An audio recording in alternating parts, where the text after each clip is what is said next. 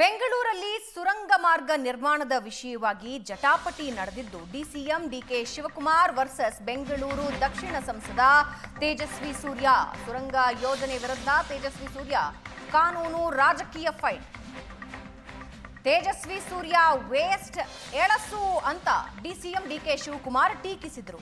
ನನಗೆ ಎಳಸು ಅಂತೀರಿ, ನಿಮ್ಮ ಬೈಗುಳದಿಂದ ನಾವು ಸಣ್ಣವರಾಗಲ್ಲ ಅಂತ ಡಿಕೆ ಶಿವಕುಮಾರ್ ಹೇಳಿಕೆಗೆ ಸಂಸದ ತೇಜಸ್ವಿ ಸೂರ್ಯ ದೆಹಲಿಯಲ್ಲಿ ತಿರುಗೇಟು ಕೊಟ್ಟಿದ್ದಾರೆ. ಎಳಸು ಅಂದಿದ್ದೀರಿ, ನಮ್ಮಂಥ ಯುವಕರೇ ಅಭಿವೃದ್ಧಿ ಮಾಡೋದು ಅಂದಿದ್ದಾರೆ.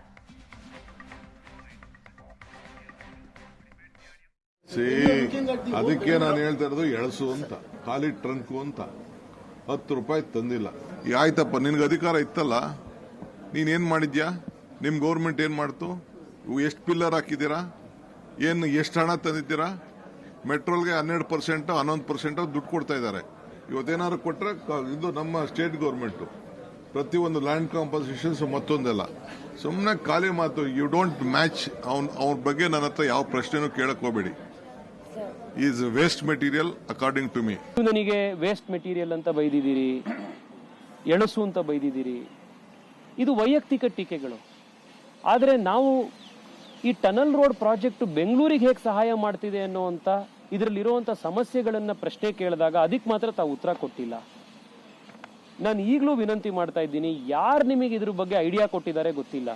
ದಿನ ಬೆಂಗಳೂರಲ್ಲಿ ಈ ಕಡೆಯಿಂದ ಹೆಬ್ಬಾಳದಿಂದ ಮೇಕ್ರಿ ಸರ್ಕಲ್ಗೆ, ಈ ಹೆಬ್ಬಾಳದಿಂದ ಸದಾಶಿವನ ಇದು ಡೈರಿ ಸರ್ಕಲ್ಗೆ, ಬೆಂಗಳೂರು ಸೌತಿಂದ ನಾರ್ತಿಗೆ ಓಡಾಡುವಂಥ ಎವ್ರಿ ಡೇ ಓಡಾಡುವಂಥವ್ರು ಪ್ರತಿ ತಿಂಗಳು 20-22 ಸಾವಿರ ರೂಪಾಯಿ ಟೋಲ್ ಕಟ್ಟಕ್ಕೆ ಸಾಧ್ಯ ಇದೆಯಾ ಜನಕ್ಕೆ?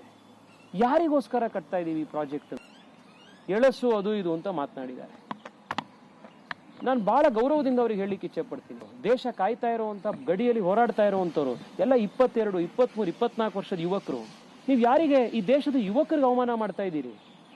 ಇವತ್ತು ಬೆಂಗಳೂರು ದೇಶದ ಅತ್ಯಂತ ಯುವ ಜನಸಂಖ್ಯೆ ಇರುವಂತ ನಗರ, youngest city in the country. ಅದು ಬೆಂಗಳೂರಿನಲ್ಲಿ 20-22 ವರ್ಷದ ಯುವಕರುಗಳು $1 ಬಿಲಿಯನ್ ಸ್ಟಾರ್ಟ್ಅಪ್ಗಳನ್ನು ಶುರು ಮಾಡಿದ್ದಾರೆ. ಅವ್ರನ್ನ ಎಳಿಸುವಂತೀರಾ ನೀವು? 100 ಜನಕ್ಕೆ ಕೆಲಸ ಕೊಟ್ಟಿರುವಂತ ಇಂಡಸ್ಟ್ರಿಗಳನ್ನ 28-30 ವರ್ಷದ ಯುವಕರು ನಡೆಸ್ತಾ ಇದ್ದಾರೆ. ಇದು ಅವ್ರಿಗೆ ಮಾಡಿರೋ ಅವಮಾನ ಅಲ್ವಾ?